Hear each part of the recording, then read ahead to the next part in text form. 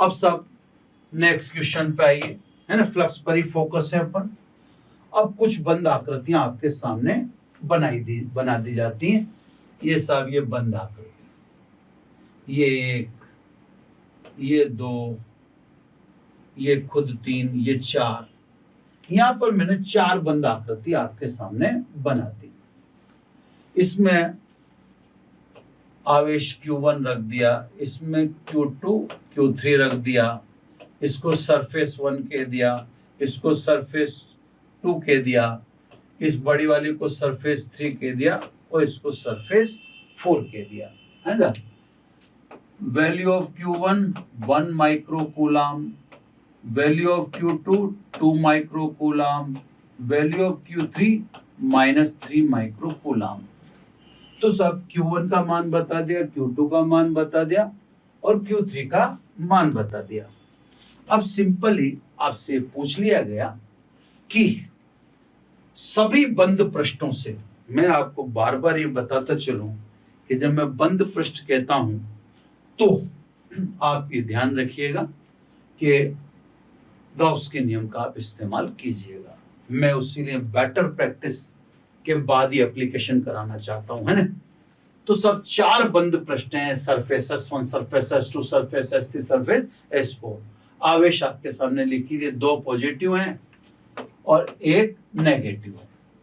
हर सतह से निर्गत विद्युत फ्लक्स की गणना करो। अब आ जाओ सब S1 की बात करें। सबसे पहले S1 के लिए सभी बंद पृष्ठ हैं, गॉस का नियम लगाएंगे। 5S1 गॉस कहते हैं जिस बंद पृष्ठ की बात कर रहे हो उसके अंदर उपस्थित आवेश अपॉन एप्सिलॉन 0। तो जिस मैं S1 की बात कर रहा हूं, S1 के अंदर उपस्थित आवेश Q1 है, का एप्सिलॉन 0 का भाग दे दिया। यहाँ पे आप थोड़ा सा ध्यान रखें, अगर कैलकुलेशन को आपको इजी बनाने का मूड है तो जब अपोन में यानी बटे में एप्सिलॉन 0 हो तो आप 4 पाई का गुणा भाग कर दिया कीजिए। 4 पाई का गुणा भाग कर देने से अपनी कैलकुलेशन कंफर्ट हो जाती है ना। कैसे कंफर्ट हो जाती है साहब?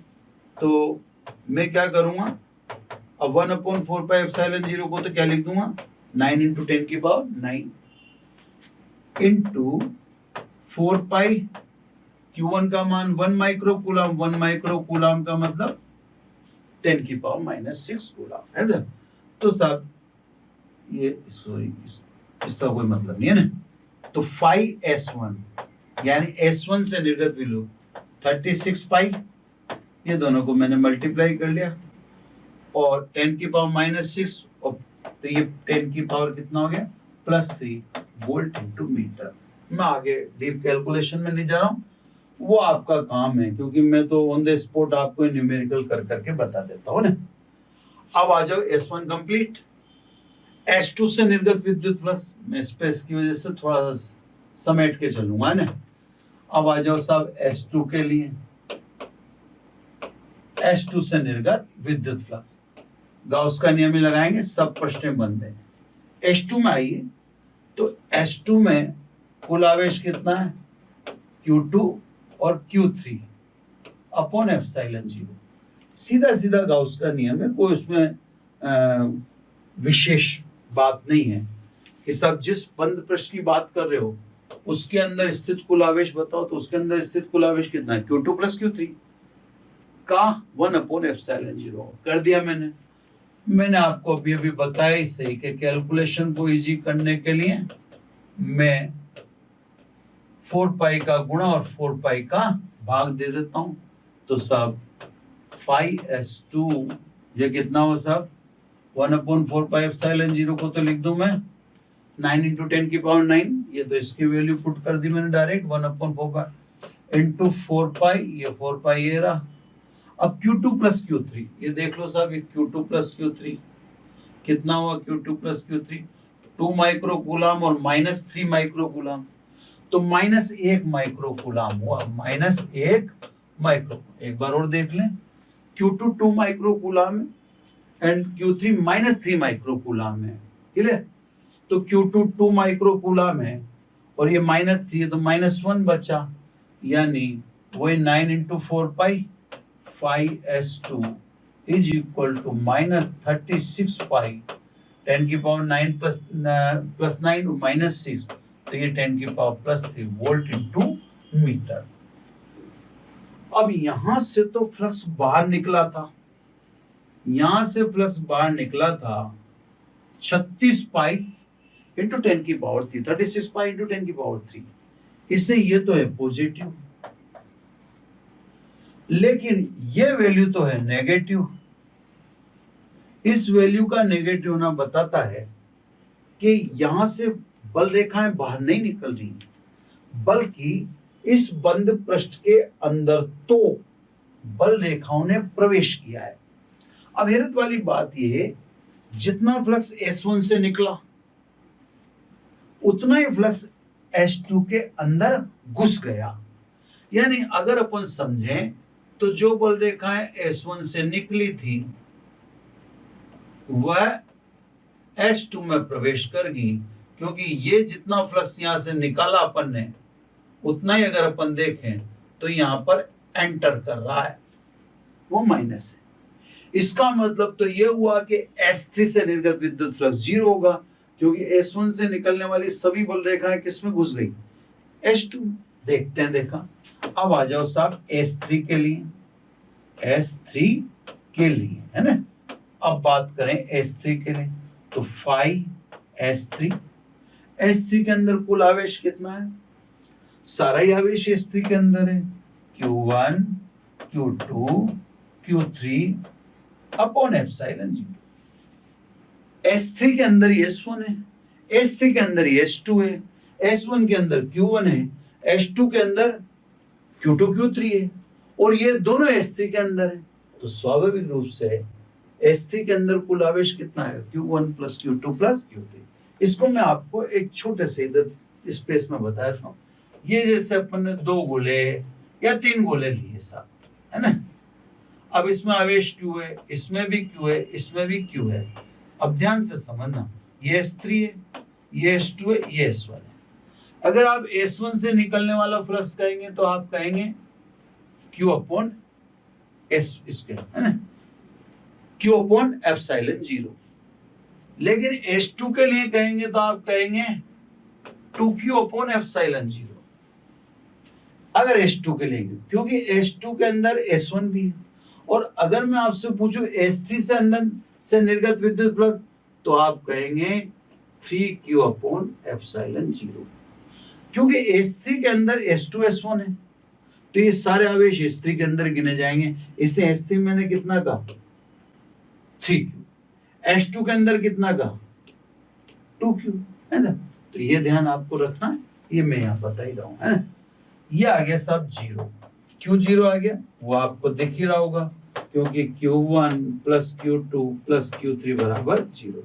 ये देखो साहब, +1 +2 तो +3 हो गया, और -3 तो 1 और 2 3 प्लस का और 3 माइनस का, तो 0। तो देखो S1 से निकलने वाली बल रेखाएं किसमें एंटर कर गई? S2 में एंटर कर गई। तो S3 से निर्गत विद्युत फ्लक्स कितना हो गया? 0। लास्ट S4 से निर्गत विद्युत फ्लक्स। अब बात करें S4 के लिए, है ना। इसके ऊपर वाले के लिए मैंने एडिशनल एक सवाल अलग से भी आपके सामने पटक दिया, वो देखो ना, ये एडिशनल सवाल है, सवाल किसी भी तरह। अब S4 की बात करो, S4 ये रहा, है ना, ये वाली छोटी सी प्रश्न। S4 से निर्गत विद्युत फ्लक्स 5S4 समेशन Q लिख दो बोले अपॉन एप्सिलॉन 0, यानी 0 आ जाएगा। 0 इससे आ जाएगा कि इस बंद पृष्ठ के अंदर तो कोई आवेश उपस्थित है ही नहीं। जब बंद पृष्ठ के अंदर आवेश ही नहीं है तो वहां से कोई बल रेखा निकलने का सवाल उठता ही नहीं। तो ये सब आकृति से संबंधित सवाल, जिसमें आपको सभी आकृतियां दिखा दी और भिन्न भिन्न आकृति से निर्गत विद्युत फ्लक्स की गणना करने के लिए दर्शाई। ये भी बहुत अच्छा क्वेश्चन है। अगला क्वेश्चन वो सिमेट्री का। देखो क्वेश्चन नंबर तो मुझे ध्यान नहीं रहे, बस ये है क्या छठा है तो ये 7वां मान लो, है ना। अब आ जाओ नेक्स्ट क्वेश्चन। नेक्स्ट क्वेश्चन यानी क्वेश्चन नंबर 7।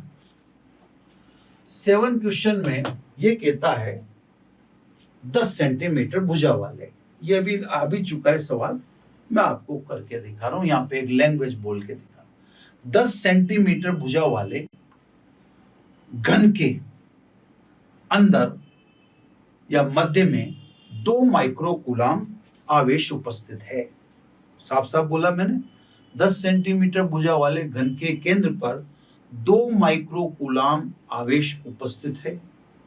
तो घन के या संपूर्ण घन से निर्गत विद्युत फ्लक्स बताओ, और घन के एक फलक से निर्गत विद्युत फ्लक्स बताओ। ये मैं बता चुका हूं, बस उसको एक फास्ट फॉरवर्ड कर रहा हूं मैं, है ना।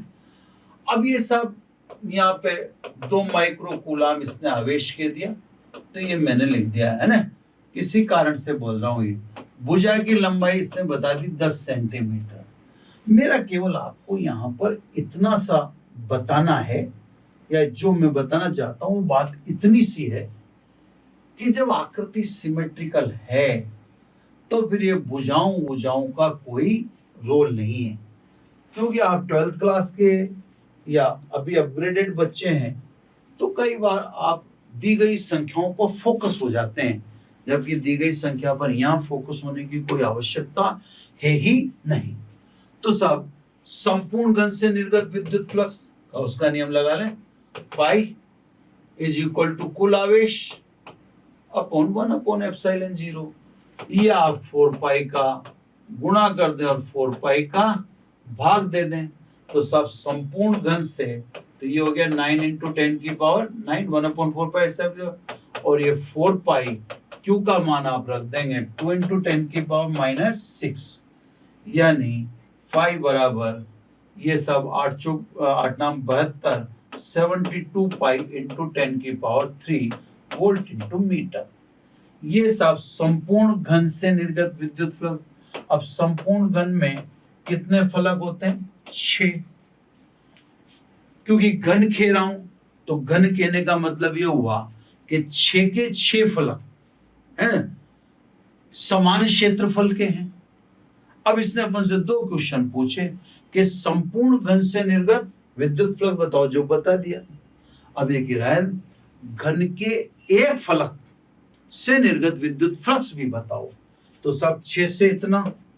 अब एक फलक की बात कहेगा तो 6 फलक से निर्गत विद्युत फ्लक्स फाई, तो एक फलक से या प्रत्येक एक फलक से निर्गत विद्युत 5/6, 5/6 का मतलब 72 पाई × 10 की पावर 3/6, ये 12×6 72, यानी आपका सेकंड आंसर आ गया 12 पाई × 10 की पावर 3 वोल्ट × मीटर, है ना।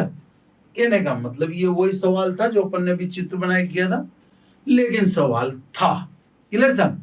तो सब इस तरह से भी। अब एक सवाल अपन लेते हैं, थोड़ा सा मैं मतलब उसको देख लेता हूं, अगर कोई मोबाइल में और सवाल दिखते हैं तो मेरे को, मैंने बुक के लगभग सभी सवाल लेने का प्रयास किया है ना। ये भुजा वाला ले ही लिया मैंने, है ना, और इसके अलावा आपको प्रवेश करने वाला और ये चित्र वाला बता ही दिया मैंने ना। इसके अलावा बंद पृष्ठ से निर्गत प्रवेश करने वाला भी बता दिया। तो लगभग जो सवाल मेरे जहन में थे वो मैंने बता दिया। अब एक विशेष सवाल है, आकृति से समझो। घन से निर्गत विद्युत फ्लक्स बताओ और घन के एक फलक से निर्गत विद्युत, ये थोड़ा विशेष है। मैं कोशिश करूंगा कि बेहतर समझाऊं आपको, है ना। मैंने आपको ये तो बता ही रखा है कि गलतियां सभी से हो सकती हैं, उसमें कोई विषयों के ऊपर कोई नहीं है ना। तो घन से यानी संपूर्ण घन से निर्गत विद्युत फ्लक्स और घन के एक फलक से निर्गत विद्युत फ्लक्स बताओ। जबकि अब जबकि मैं आपको समझा, थोड़ा इमेजिनेशन वाला मामला है, तो सब जबकि में आप समझो। पहला, अपने को हमेशा 2 कंसीडरेशन करने हैं, संपूर्ण घन से और घन के एक फलक से, है ना। जबकि आवेश घन के तल पे रखा हो। देखना बहुत ध्यान से सब, इसमें सभी आकृति बन नहीं पाएंगे, मैं आपको पहले कहता हूं, बस आप कोशिश करिए बेटर समझने का। हाँ, केमिस्ट्री में जो आप क्रिस्टलीकरण पढ़ते हैं उसमें शायद ये आपके चीजें होंगी। तो सब पहला जो मैंने लिया उसमें कहा आवेश घन के तल के केंद्र पर है, ये समतल घन का उसके केंद्र पर है।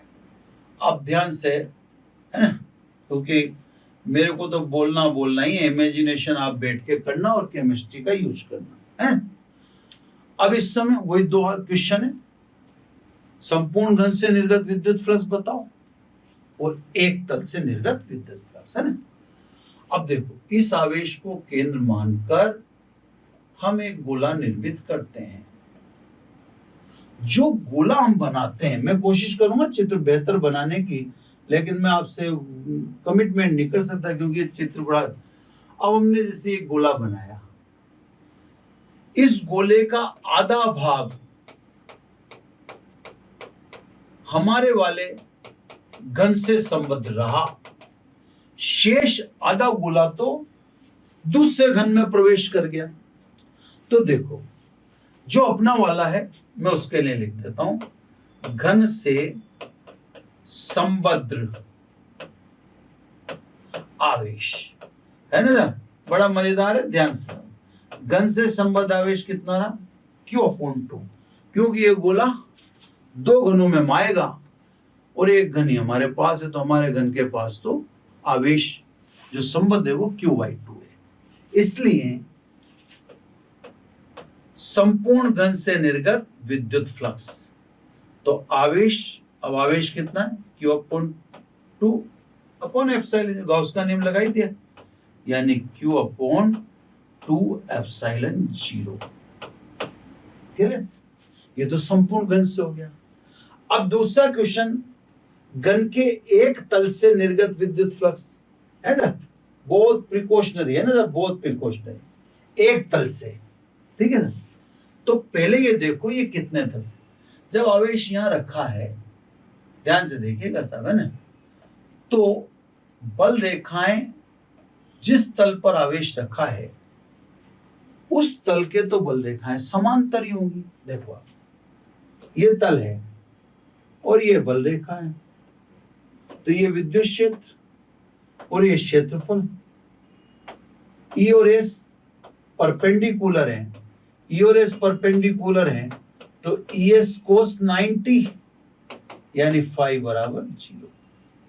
तो सब बल रेखाएं जिस समतल के समांतर हो गई उस समतल से तो फ्लक्स यानी बल रेखाएं पार होने वाली नहीं, यानी फ्लक्स संबद्ध होगा नहीं, तो इस समतल के तो बल रेखाएं समांतर होगी।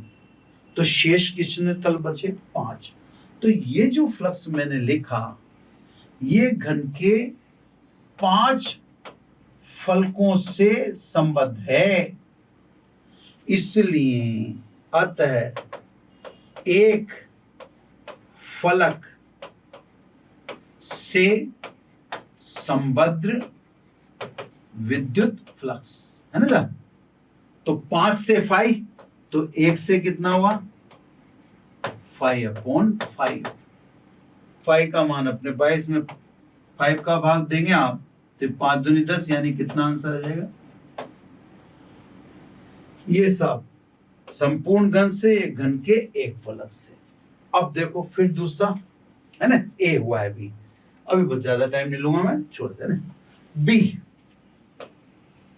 है ना, बी में आवेश घन की कोर पर है। कोर का मतलब मैं यहां पर कोना नहीं कह रहा हूं, कोर का मतलब मैं क्या कह रहा हूं वो आपको दिखा देता हूं, है ना साहब। कोर का मतलब ये सब कोर के केंद्र पर है, इस जगह पर है आवेश। अगर आवेश इस जगह पर है, क्वेश्चन अपना वही रहेगा कि साहब संपूर्ण घन से और घन के एक फलक से निर्गत विद्युत फ्लक्स बताओ, है ना।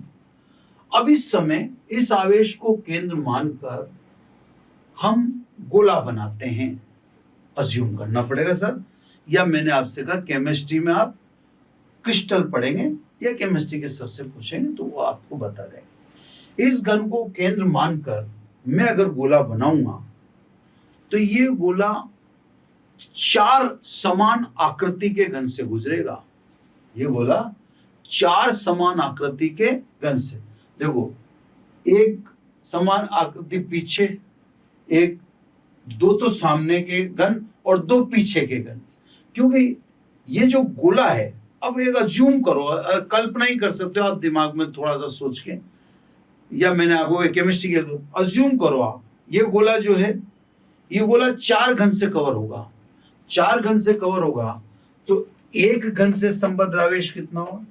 एक घन से संबद्ध आवेश, है ना। मैंने आपसे कहा अज्यूम करना पड़ेगा, कठिनता होगी। एक घन से संबद्ध आवेश Q/4, इसलिए घन से निर्गत कुल विद्युत फ्लक्स, ये आगे सब गाउस का नियम लगा दिया आपने खटाखट, एक घन से संबद्ध, तो घन से निर्गत विद्युत फ्लक्स यानी Q/4 पाई एप्सिलॉन 0। ये पहला। अपने पास 2 क्वेश्चन हो रहे हैं बार बार, है ना। दूसरा क्वेश्चन है, एक तल से, अब फिर अज्यूम करो, ये देखो, इससे निकलने वाली बल रेखाएं, एक तो ये इस तल के समांतर होंगी, एक ये पीछे वाले तल के समांतर होंगी, है ना।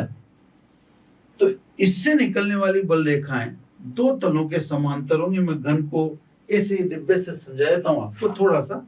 ये यहाँ रखा है ना, इस जगह पे, यहाँ पे, तो ये बल रेखा इसके समांतर होंगी और इसके समांतर होंगी। तो 6 में से 2 तल तो गए काम से, कितने बचे? 4। तो इसका मतलब ये कितने फलकों के लिए लिखा? 4 फलक के लिए। तो साहब इसलिए एक फलक से संबद्ध विद्युत फ्लक्स, है ना, विद्युत फ्लक्स, एक फलक से संबद्ध विद्युत फ्लक्स, तो 5/4 हो गया, है ना, क्योंकि ये तो 4 फलक से, है ना, 4 फलक से इतना, तो 1 से यानी Q/4 का भाग दिया तो ये 16 एप्सिलॉन है। बस लास्ट, है ना। एक और सिचुएशन हो सकती, इंटरेस्टिंग है, समझना, थोड़ा सा सोचना, मजा आएगा, है ना। ठीक है। सी, तीसरी पोजीशन, अगर आवेश घन के किसी एक कोने पर हो, है ना, जब जो पॉसिबल थी सारी सिचुएशन ले ली मैंने, ये सब आवेश घन के कोने पर हो, ठीक है। अगेन मैं तो यही कहूंगा कि आप केमिस्ट्री में जाइए, इसको केंद्र मानकर एक गोला बनाइए, आवेश को केंद्र मानकर गोला बनाइए। ये गोला 8 घनों से गुजरेगा, हो सकता है ये फेमस होने के कारण आपको याद हो, है ना, क्योंकि क्रिस्टलीकरण में केमिस्ट्री में ये पढ़ाया जाता है। तो साहब ये गोला 8 घनों से गुजरेगा, तो साहब एक घन से संबद्ध आवेश, है ना, एक घन से संबद्ध आवेश कितना हो? Q/8, है ना। इसलिए एक घन से, इसलिए घन से, है ना, एक घन तो छोड़, इसलिए घन से निर्गत विद्युत फ्लक्स, गाउस का नियम लगा दोगे आप, फाई इज इक्वल टू घन के से संबद्ध आवेश अपॉन एप्सिलॉन 0, यानी Q/8 एप्सिलॉन 0। ये तो साहब आपने हमेशा की तरह घन से निर्गत विद्युत फ्लक्स बता दिया, क्लियर है ना। अब अभी एक क्वेश्चन बाकी है आपका, एक फलक से संबद्ध बताओ। अब देखो, इससे जो बल रेखाएं निकलेंगी ये 3 फलकों के समांतर होगी। मैं आपको डिब्बे से समझा सकता हूं। यह आवेश इस कोने पे रखा है, तो बल रेखा इसके समांतर 1, बल रेखा इसके समांतर 2 और बल रेखा इसके समांतर। तो दोबारा देख लें, यहां आवेश रखा है तो बल रेखा इसके समांतर, बल रेखा इसके समांतर और इसके समांतर, मतलब 3 फलक के तो बल रेखा समांतर होगी। और अपन जानते हैं बल रेखा समांतर होने से फ्लक्स नहीं होता, बल रेखा पृष्ठ के अंदर से गुजरे तो फ्लक्स। अभी जैसे मान लो अपन यही देख रहे हैं कि बल रेखा समांतर निकल गई, कोई फ्लक्स नहीं, बल रेखा पृष्ठ को पार करेगी तभी फ्लक्स होगा।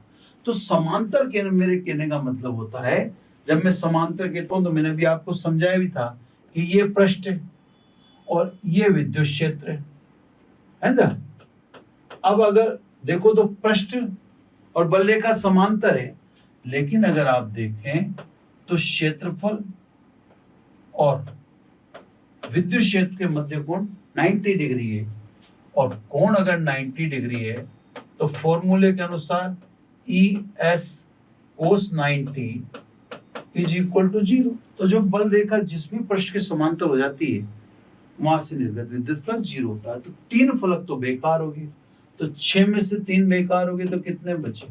3 फलक। तो ये जो समीकरण 1 में आपने फ्लक्स लिखा है, ये 3 फलक से पारित है विद्युत फ्लक्स से, है ना। 3 से इतना, तो इसलिए एक फलक से, दोनों प्रश्न अपने, एक फलक से संबद्ध विद्युत फ्लक्स है ना। तो एक से संबद्ध phi dash is equal to phi upon 3। फाई का मान है इसी, 3 का भाग दे दो तो ये हो जाएगा क्यू अपॉन 24 एप्सिलॉन 0 है ना। तो सब ये भी एक शानदार लेकिन विचित्र सवाल था जो अपन ने लिया। इस प्रकार विद्युत फ्लक्स कंप्लीट, गाउस का नियम कंप्लीट, और गाउस के नियम की बेहतर समझ के लिए आवश्यक न्यूमेरिकल भी बुक के भी कंप्लीट, अलग से भी कंप्लीट। मतलब नेक्स्ट एपिसोड से अब अपने को एप्लीकेशन यानी विद्युत क्षेत्र की तीव्रताओं की गणना करनी। अगर आप एकेडमिक में हैं तो उनमें से आपको 4 नंबर करीब मिलते हैं, है ना। तो बस आज इतना ही, फिर बाकी अगले लेक्चर में। Thank you very much.